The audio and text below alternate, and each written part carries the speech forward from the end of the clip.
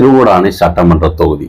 இது வந்துட்டு விவசாயம் நிறைந்த ஒரு பகுதிங்கனால இப்ப இந்த ஆர்எஸ் மங்கலம் கம்மாய் இருக்கு இல்லையா, இது தமிழ்நாட்டில் 2வது பெரிய கம்மாய்ங்கிற போது இது தூர்வாரணும், இதை வந்துட்டு முறையா வந்துட்டு இந்த கண்மாய் வந்துட்டு பராமரிக்கப்படும். அடுத்து கடைமடை வரை காவிரி நீரை கொண்டு செல்ல வேண்டும் அப்படிங்கிற அது ஒரு விடயம். அடுத்து மீன்பிடி, இதுல தொண்டியில நவீன மீன் பிடித்த துறைமுகம் மற்றும் கடல் அரிப்பு தடுப்பு சுவர்கள் அமைக்கப்பட வேண்டும் அப்படிங்கிறது. அதே போல கல்வி நிறுவனங்கள்ல பொறுத்த வரைக்கும் திருவிடானையில இப்போ ஒரு government arts and science college இருக்குது.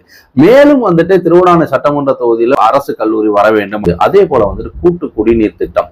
சோ இது திருவிடானை சட்டமன்ற தொகுதியிலேயே ஒரு வஞ்சிக்கப்பட்ட ஒரு தொகுதியாகவே, ஏன்னா குடிநீர் அற்ற ஒரு தொகுதியாக தொண்டி பெரும் வளர்ச்சி அடைய வேண்டிய ஒரு பகுதியானது இந்த குடிநீர் தட்டுப்பாடுனாலேயே வளர்ச்சிங்கிறது பெரிய அளவு இல்லை. மக்கள் இடம்பெயரக்கூடிய ஒரு நிலை இருக்கு. அடுத்து பாத்தீங்கன்னா கிராம சாலைகள், பல சாலைகள் பராமரிக்கப்படாமல் இருக்குது அப்படிங்கிறது.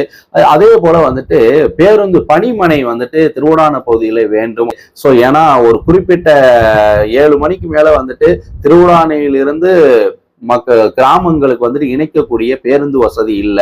அடுத்து ராமநாதபுரம் மாவட்டத்தை வேளாண்மை களஞ்சியம்ங்கிறது திருவிடானை பகுதிங்கிற போது அப்ப விவசாயம் சார்ந்த ஆர்எஸ் மங்கலம் திருவிடானை போதெல்லாம் விவசாயம் சார்ந்த அவர்களுடைய அந்த பொருள்களுக்கான விலையா இருக்கட்டும், அந்த பொருள்களை பாதுகாப்பதற்கான குடோன்களா இருக்கட்டும், சோ இதெல்லாம் அரசு கவனம் செலுத்த வேண்டும். திருவிடானையில் இருக்கக்கூடிய மருத்துவமனை பெரிய அளவிற்கு கட்டமைப்போட அனைத்து வசதிகளும் கொண்ட ஒரு மருத்துவமனையாக வேண்டும். திருவிடானை சட்டமன்ற பெயர் அளவில் இருக்குது, ஆனா திருவிடானைங்கிறது இன்றும் ஊராட்சி அளவிலேயே அது வளர்ச்சி அடையாத ஒரு பகுதியா திருவிடானையும் இருக்குது.